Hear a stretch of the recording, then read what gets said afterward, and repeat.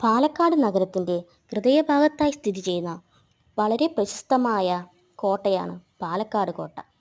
ഇതിൽ വളരെയധികം ചരിത്രം ഉറങ്ങിക്കിടക്കുന്നു. ഇതിന് ടിപ്പു സുൽത്താൻ കോട്ടയെന്നും അറിയപ്പെടുന്നു. ഈ കോട്ടയുടെ നിർമ്മാണം 1766 മൈസൂർ ഭരണാധികാരിയായ ഹൈദരാലിയാണ് നടത്തിയത്.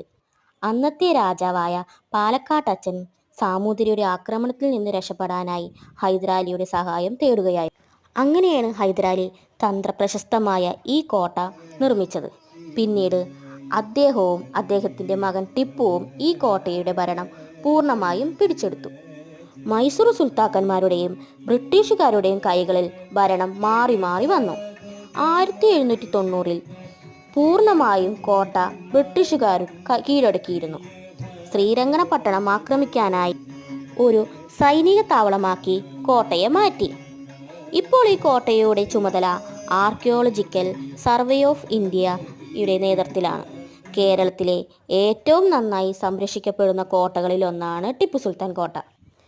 ഈ കോട്ട ഒരു ചരിത്ര സ്മാരകം എന്നതിലുപരി പാലക്കാടിൻ്റെ സാംസ്കാരിക കേന്ദ്രവും കൂടിയാണ്. ഈ കോട്ടയുടെ ചരിത്രം നൂറ്റാണ്ടുകൾ പഴക്കമുള്ളതാണ്. ഹൈദരാലി നിർമ്മിച്ച ഈ കോട്ട പിന്നീട് ബ്രിട്ടീഷുകാർ പലതവണ പിടിച്ചെടുക്കുകയും പുനരുദ്ധാരണം നടത്തുകയും ചെയ്തിരുന്നു. കോട്ടയ്ക്കകത്ത് ഒരു ചെറിയ ഹനുമാൻ ക്ഷേത്രമുണ്ട്. ഇത് കർക്കിടക മാസത്തിൽ വളരെ പ്രശസ്തിയാണ്. നിത്യവും അന്നദാനം കൊടുക്കപ്പെടുന്നു. കരിങ്കല്ലുകളാൽ നിർമ്മിച്ച കോട്ടയായതുകൊണ്ട് കരിങ്കൽ കോട്ട എന്നുള്ളൊരു പേരുമുണ്ട്. ഈ കോട്ടയ്ക്കകത്ത് ഒരു തുറന്ന ഓഡിറ്റോറിയമായ രാപ്പാടിയും സ്ഥിതി ചെയ്യുന്നു. ജയിലും സ്ഥിതി ചെയ്യുന്നുണ്ട്. ഈ കോട്ടയ്ക്ക് ചുറ്റും വലിയൊരു മൈതാനമുണ്ട്.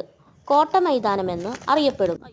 ഇവിടെ ഇപ്പോൾ ക്രിക്കറ്റ് മത്സരങ്ങളും മറ്റു പൊതുപരിപാടികളും നടത്തുന്നുണ്ട്.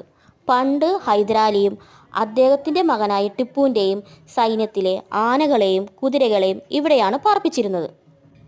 പാലക്കാട് സന്ദർശിക്കുന്ന ഏതൊരു സന്ദർശകർക്കും ഈ കോട്ട മികച്ചൊരു അനുഭവമാണ്. രാവിലെ 8 മണി മുതൽ വൈകുന്നേരം 6 മണി വരെയാണ് ഇവിടെ സന്ദർശന സമയം. സന്ദർശകർക്ക് വിശ്രമിക്കാനും സമയം ചെലവഴിക്കാനും പറ്റിയ ഒരു ഇടമാണ്. നിരവധി ചരിത്രം ഉറങ്ങിക്കിടക്കുന്ന ഒരു മണ്ണാണിത്. ചരിത്രങ്ങൾ ഒരുപാട് പറയാനുണ്ട്. കോട്ടയെ ചുറ്റിപ്പറ്റി അനവധി കഥകൾ കേട്ടിട്ടുണ്ട്. രാമായണ മാസത്തിൽ അനവധി ഭക്തർ ഹനുമാൻ ക്ഷേത്രത്തിൽ വരാറുണ്ട്. മികച്ചൊരു അനുഭവമാണ് ഇവിടെ നിന്ന് നമുക്ക് ലഭിക്കുന്നത്. പുരാതനമായ അനവധി കാര്യങ്ങൾ ഇവിടെയുണ്ട്. കരിങ്കല്ലുകൊണ്ട് അതിമനോഹരമായി തീർത്ത ഒരു കോട്ടയാണിത്. ഇവിടെ സന്ദർശിക്കുവാൻ ഒരാൾക്ക് 25 രൂപ മാത്രമേ ഉള്ളൂ. എൻ്റെ ചെറിയ അറിവിലുള്ള കാര്യങ്ങളാണ് ഞാൻ പറഞ്ഞത്.